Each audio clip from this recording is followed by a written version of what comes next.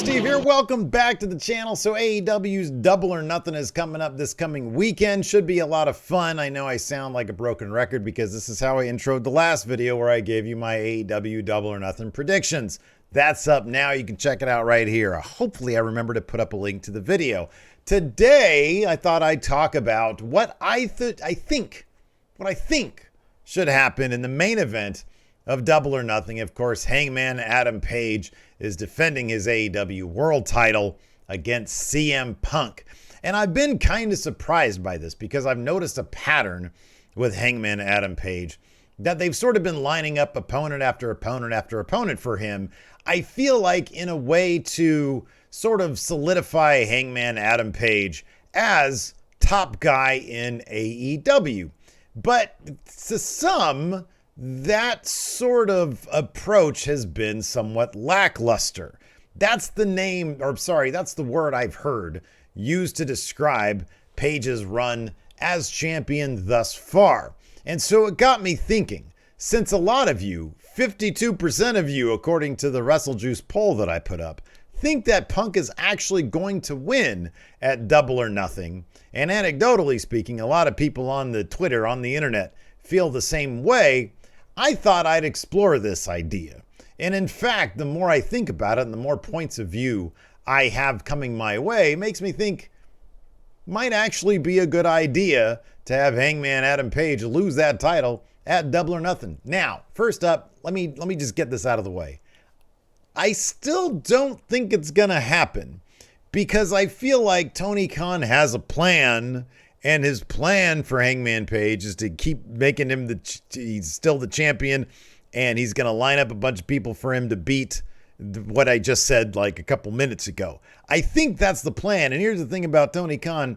I feel like he's a man who, when he writes down something on his legal pad, he doesn't stray from it. I could be totally wrong. And the points I bring up today might be the points that he's thinking as well in why they should take that title off Hangman Adam Page. So let's just do this in 5 different reasons, okay? I've got 5 ideas here as to why they should take this title off Page. Number 1 is what a lot of people are saying. His reign has been lackluster, but here's the thing. It's through no fault of his own, of Adam Page's own doing. Babyface champions in general are just sort of difficult to book in a compelling manner because they just sort of have to wait for challengers to emerge. What's the old phrase? The money's in the chase. If the champion's not chasing anything, they tend to not be all that compelling. And in fact, Adam Page has not really been at the top of the storyline card, as it were, in quite a while. Back when he won the title at Full Gear, he was there because he had a story that predated AEW. Walking into the company, he lost that first title match. No, he didn't lose a title match. He lost, he lost to Chris Jericho at 2019's All Out. That's what I was thinking of. Not Double or Nothing. That was Jericho versus Kenny Omega.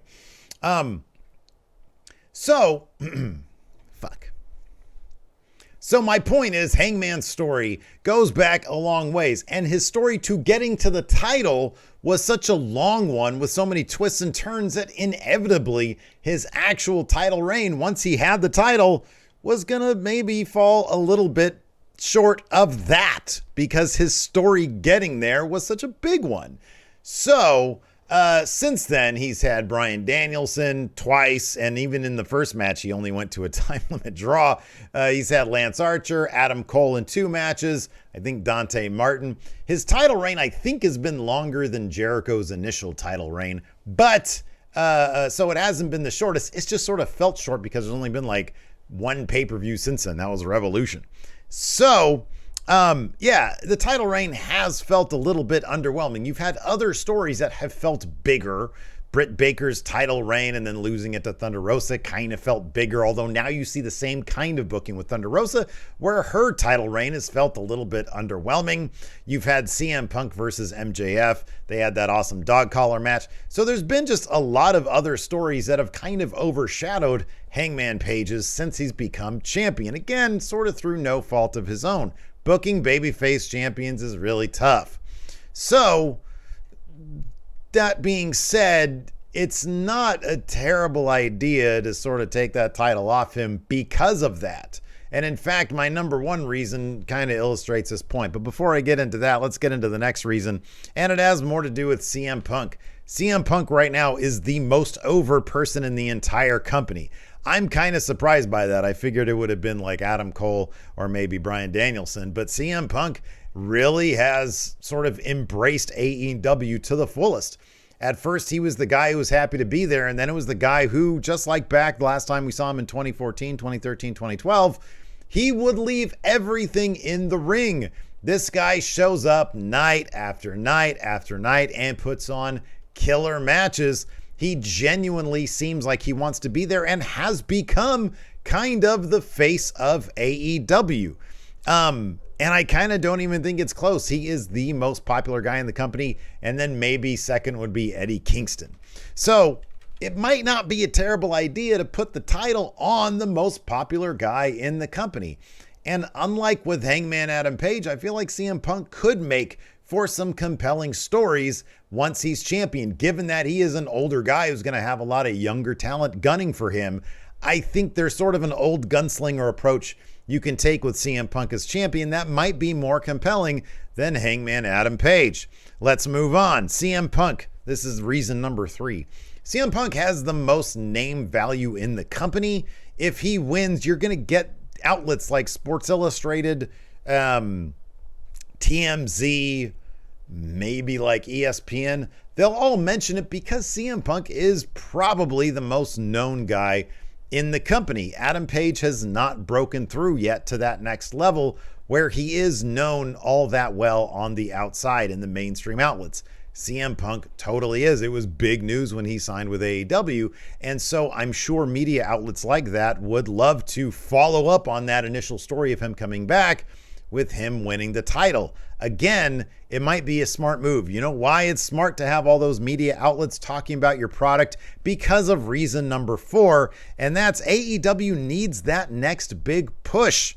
They need, right now, they have a hard time maintaining that million viewer total viewership thing every week in the ratings. Now, obviously, that's cutting them short because there's like DVR viewership, people who pay attention on the streaming apps and all that kind of stuff. But the point is the same. AEW has done a really good job sort of building their audience bit by bit with signings like CM Punk, Bryan Danielson, Mox and Jericho at the beginning, of course.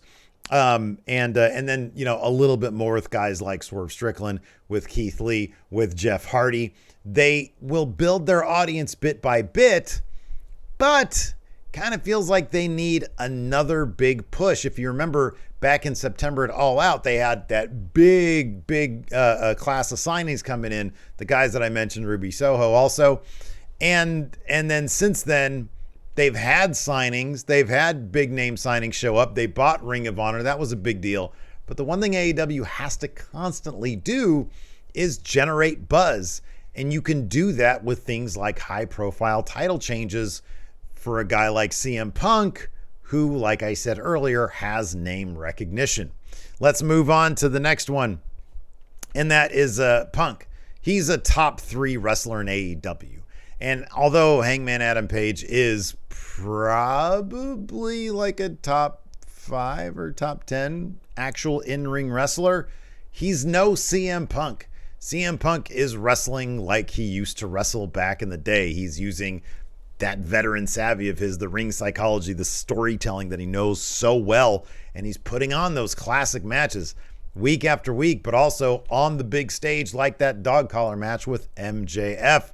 He really knows what he's doing in the ring. He's up there with guys like Bryan Danielson and, of course, Kenny Omega. I kind of feel like it's those 3 guys that are the top actual in-ring wrestlers, telling stories the way nobody else can tell them in the ring. Kenny's going to be a beast when he comes back. It's going to be a while, but he's recovering from all the various injuries he's had, and it's going to be really interesting to see what he does when he comes back. But yeah, I think it's kind of important. You put the title on one of your best wrestlers, right? And if that's not going to be Bryan Danielson right now, and Kenny Omega's already had it, guess what? Give it to Phil Brooks, give it to CM Punk, have him carry that title because you know that he's always going to be putting on the best matches as the champion.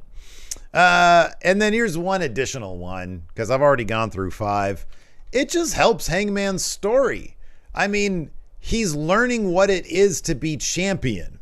And with Punk beating him, that's going to be another lesson that he's learning. Like Christian likes to say, wins and learns.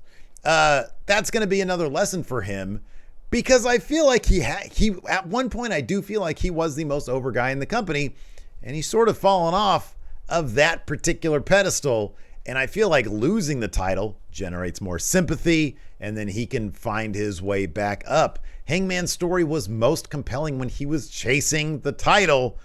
And now that he's done that, maybe there are more stories out there that can be more compelling than him waiting for another challenger. Another reason to take that title off him, to help build his story. I feel like it is one of those things where you take that off him and all of a sudden the crowd's going to give him a standing ovation. But you keep him on and it's going to be like, oh, are they just, Tony Khan's just sort of shoving him down our throats, even though we kind of like Punk better. You know, wrestling fans are weird that way. But I kind of feel like that's the case. You take that title off him, they're going to be like, oh man, we love this guy. He's great. Let's see him back on the road to getting the title again, because that's when we loved him the most. You got to know how to manipulate the fans. And I don't mean that in a bad way. Storytelling is all about manipulating the emotions. Anyways, on that note, on that highfalutin note, we're going to call it a day. Check out this other video over here, though. Don't stop. Don't stop. Check out this other video. I don't know what I did it about. What was the last video I did? Oh, it was my Double or Nothing predictions. In that video, I say there's no way Hangman Adam Page is going to lose that title. Now I'm really hoping he kind of does, because I just convinced myself, and you guys out there helped convince me as well. So check out that other video, and we'll see what other matches I have to say things about. And let me know in the comments below, what do you guys think should happen at Double or Nothing? You looking forward to it? Hopefully.